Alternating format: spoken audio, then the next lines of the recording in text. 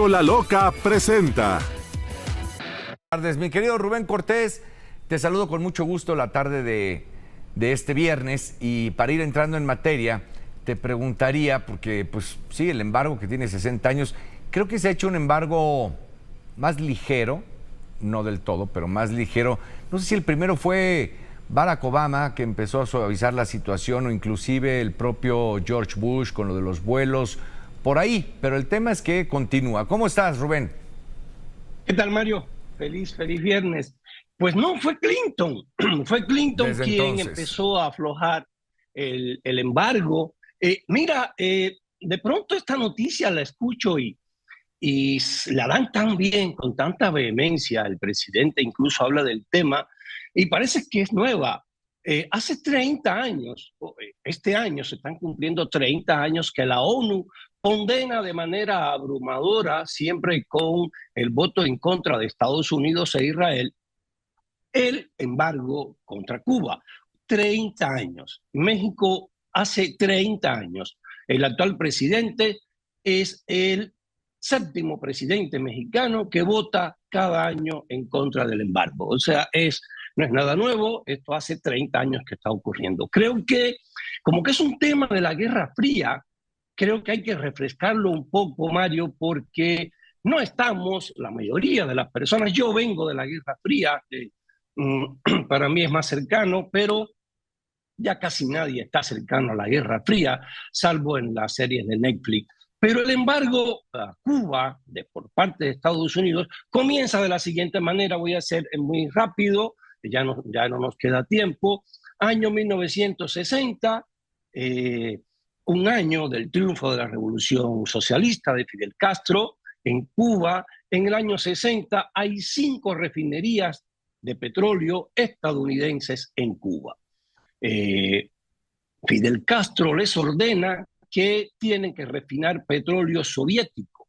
Los dueños de las refinerías dicen, bueno, lo refinamos para no armar problemas, pero el gobierno estadounidense, Eisenhower en ese momento, dice que no, que era un asunto de seguridad nacional y que Estados Unidos no podía refinar petróleo soviético. Fidel Castro responde expropiando las 5 refinerías estadounidenses. Estados Unidos le dice, está bien, las expropias, pero me pagas, según dice la Constitución cubana vigente, que es la de 1940, que tienes que pagarle a los empresarios expropiados. Fidel Castro le dice, no pago porque yo no reconozco mi propia Constitución. Yo no reconozco la Constitución de 1940. Bueno, porque en su lógica es contra lo que él había luchado, ¿no? Digamos. Cola loca, pegamento de locura. Cómpralo hoy mismo. Bueno, no, fíjate qué excelente reflexión la tuya o comentario. La Constitución de 1940 en Cuba, ahora la pones en cualquier país de América Latina y es progresista. Es la primera constitución del subcontinente que le da el voto a la mujer. Es la primera constitución que ofrece las vacaciones que ahora están aprobando en el Senado mexicano. Es la primera constitución que garantiza 8 horas de trabajo en América Latina. Es una constitución progresista aprobada por el Partido Comunista de Blas Roca Calderío en unión con el entonces presidente Fulgencio Batista y con mucho empuje del partido al que después perteneció Fidel Castro. No, era una constitución magnífica, es ejemplo del avance progresista en América Latina.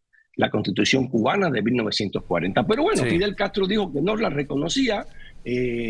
Ahí está el litigio. Yo te expropio las 5 refinerías y no te pago. Bueno, si no me pagas, entonces yo te respondo rompiendo el tratado de reciprocidad comercial que tenemos desde 1917, en el cual yo le compro a Cuba toda el azúcar al doble de lo que esté en el mercado mundial. Fidel Castro responde y dice, entonces yo expropio todas las empresas privadas que existen en este país, básicamente las estadounidenses y las grandes de los empresarios cubanos. Entonces Estados Unidos le dice, entonces tú me estás debiendo 10,000 millones de dólares del año 60 y hasta que no me los pagues tengo un embargo comercial entre tú y yo. Puedes comerciar con una Japón. fortuna, ¿no? Pero pues en 60 años yo creo que ya se pagó, ¿no? Bueno, ya se habría pagado, pero son otras las motivaciones. Ahora, han tenido... Tú dices, es un tema de 60 años, sí, pero me parece que es importante que cada vez se escuche como nuevo. Uno, porque hay generaciones que no lo conocen, pero por otra parte, porque sigue siendo un tema de interés y, digamos, no por viejo perdería interés o validez o importancia. Entonces, sí, me parece que con toda vehemencia se habla de él como si fuera algo nuevo. Pero qué bueno, porque siempre es importante que se vuelva a colocar en la agenda, pues.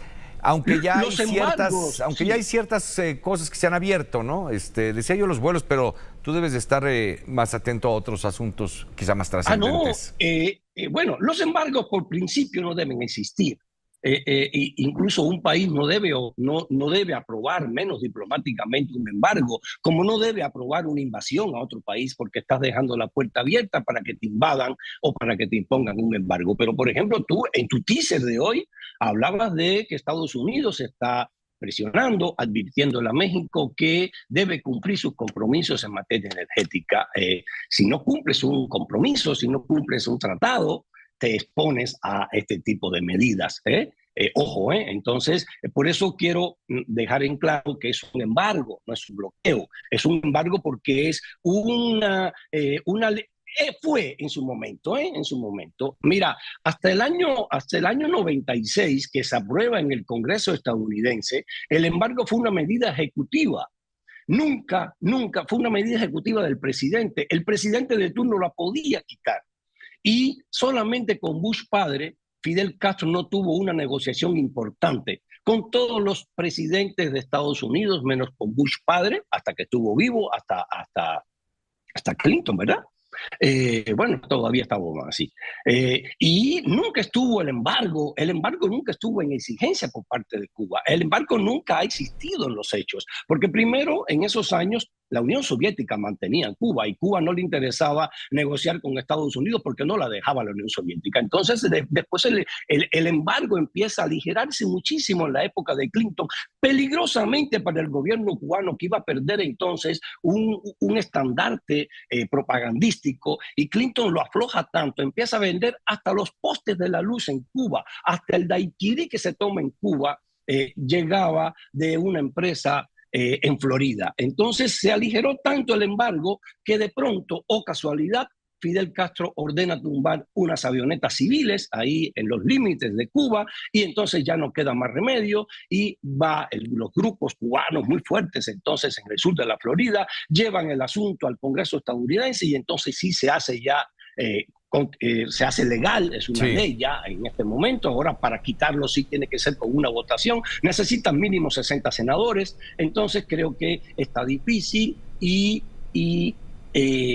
Cuba, todo el pollo que se come en Cuba llega de Texas, muchas medicinas. Ya no está en la lista de países terroristas, ya hay vuelos comerciales, que eso lo impulsó Obama, ¿no?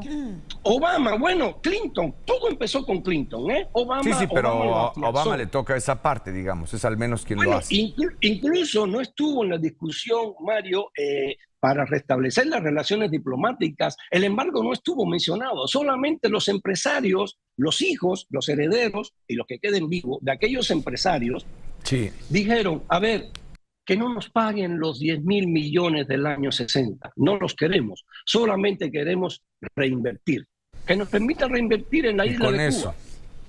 Pues Raúl Castro dijo, no, eso no. Y no va a pasar. No, eso no. Entonces, no va a pasar que invierta. No quiero Coca-Cola en Cuba, no quiero Pepsi. Pero digo, no va a ocurrir por lo pronto, ¿no? No va a ocurrir por lo pronto. Creo que es meramente propagandístico. Mientras de Estados Unidos llega a Cuba $6.000 millones al año en remesas en metálico y en remesas en especies. Las remesas en metálico son la cuarta parte del PIB cubano. Esas remesas que llegan de Estados Unidos. Bien. Si hubiese un embargo, pues Estados Unidos decía, oye, pues no dejo pasar las remesas. Claro. Entonces, mira, es un tema de la Guerra Fría. Yo creo que se va a resolver con método de la Guerra Fría. Cuba tendría que hacer elecciones libres, no las va a hacer, y creo que vamos a seguir hablando de este tema muchos años, Mario. Bien, Rubén, pues muchas gracias por el comentario. Gracias. Abrazo largo. Gracias igualmente. Coca-Cola Loca presentó